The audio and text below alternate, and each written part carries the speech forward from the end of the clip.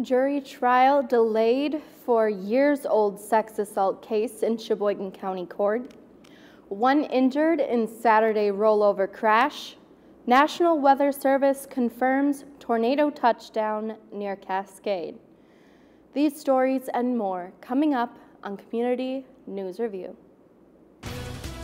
This is Community News Review, a service of WSCS TV, news content provided by WHBL.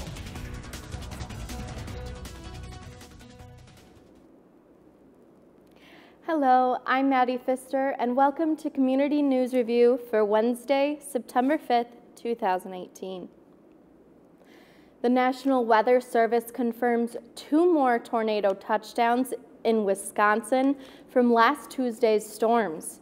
One of those touchdowns was an EF1 tornado in Cascade with winds of 100 miles per hour. That tornado touched down at 4:36 p.m. on Tuesday, August 28th, staying on the ground for just over 5 miles. Andy Boxell with the National Weather Service says this was likely a different tornado than the one that was seen near Kohler Andre State Park. Boxell says that this line of storms, many small tornadoes formed, touched down briefly and lifted back up. The tornado that touched down in the town of Wilson was an EF0 that touched down at 4:57 and was on the ground for 0.3 of a mile. A total of 19 tornadoes touched down in Wisconsin that day. A jury trial was scheduled to begin Tuesday morning in Sheboygan County Court for a man accused of touching a 13-year-old girl in his bedroom in the village of Glenbeulah over 14 years ago. When jurors arrived for the beginning of the 4-day trial Tuesday morning, they learned that the trial had been adjourned. Burke Thompson is facing a felony charge of second-degree sexual assault of a child. Court documents say the teenage girl had been lured into Thompson's bedroom to look at pictures of her when she was a child. When she got to the room, she said Thompson started kissing her and tried putting his hands down her pants. He was stopped when another person in the house called for her help with the household chores. She said she did not report the incident sooner because she believed she brought this on herself and was very embarrassed that it happened. Thompson is facing up to 10 years in prison if he is found guilty, and a status conference has been set for Friday before Judge Kent Hoffman. A Madison toddler is safe after being found in a bathtub with the child's dead mother. The woman's grandparents found the pair around 10:30 Sunday night. The child was cold but appeared to be okay. The death of the 25-year-old woman as a suspected overdose. Police say the woman was a known heroin user. No names have yet been released. A Reedsburg father and mother are facing possible charges after their 15-year-old son died during a 40-day fast. The teen's father, 49-year-old Kehinde S. Omasabi, reported his son's death to police Sunday afternoon.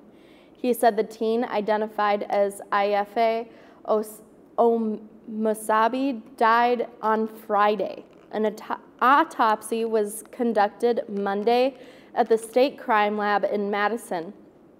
The findings have not yet been released, and officers visited the home and found the boy not breathing and extremely emaciated.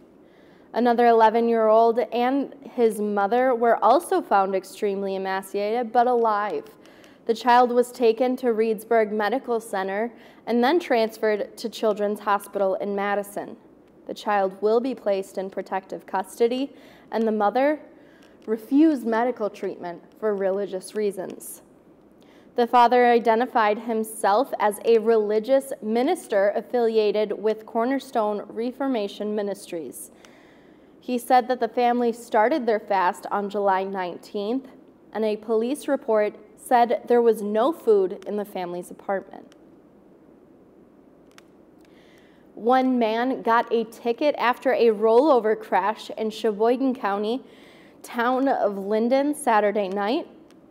The Sheboygan County Sheriff's Department got a call around 10:30 and responded to County Road F near Blueberry Lane, where they found a 2016 Hyundai CRV in the ditch.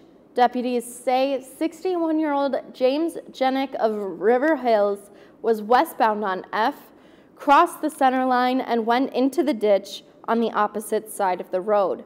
He managed to cross Blueberry Lane. Then his vehicle slammed into a pile of rocks near a driveway. The vehicle was tipped onto the driver's side, trapping the driver.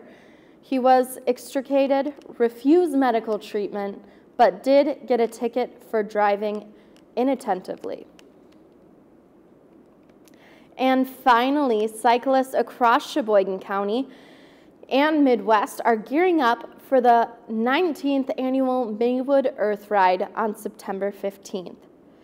The ride is the largest fundraiser for Elwood H. May Environmental Park, with proceeds from the event supporting Maywood's environmental education programs and projects.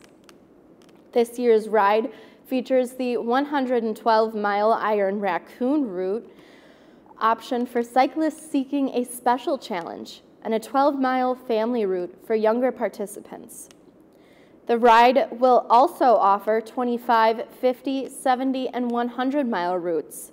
The longer routes feature hills of the Kettle Moraine. The ride begins and ends at Maywood. The Maywood Earth Ride is designed to be a family-friendly event with distances for all ages and abilities. Including in the ride fee are rest stops with snacks and sport beverages. Fun stops for the family route, SAG and maintenance support, goodie bags, a full-color map and cue sheet, and continental breakfast. After the ride, participants enjoy lunch and activities. To encourage family participation, a special 12-mile family route rate has been offered.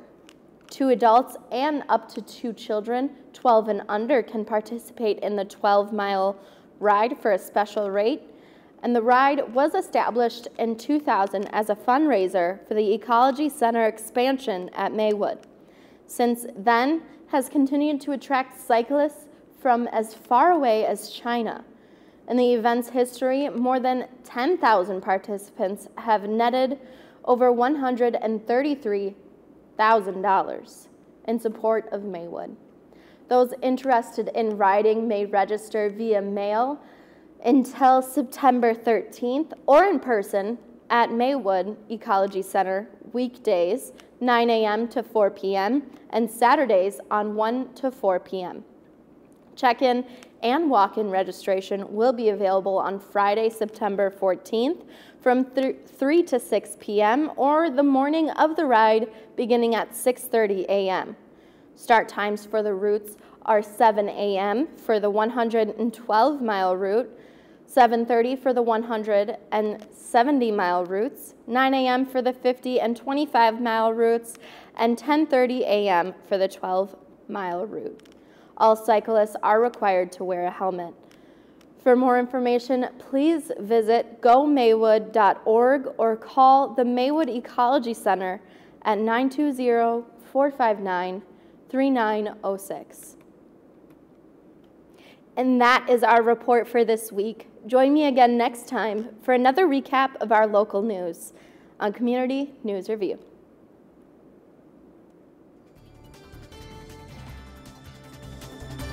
News content for this program provided by WHBL in cooperation with WSCS TV.